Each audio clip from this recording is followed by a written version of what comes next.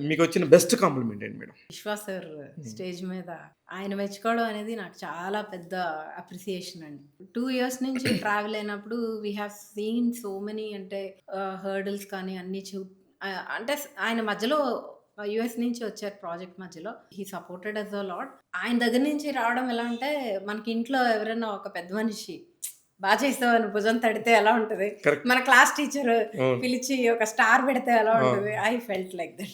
Stars ఎన్ని పెట్టారాయన? అది 5 star. అది 5 స్టార్ ఇచ్చేసారు. ఆ స్టేజ్ మీద అలా చెప్పడమే 5 స్టార్.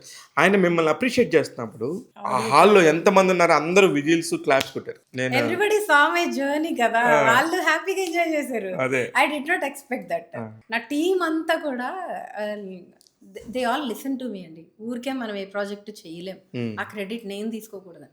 మనల్ని నమ్మి మనతో ట్రావెల్ అయ్యి ఏది చెప్తే అది విని, ఇలా కాదు ఇక్కడ ఇది కట్ చేద్దాం. ఇలా కాదు ఇది చేద్దాం మనం.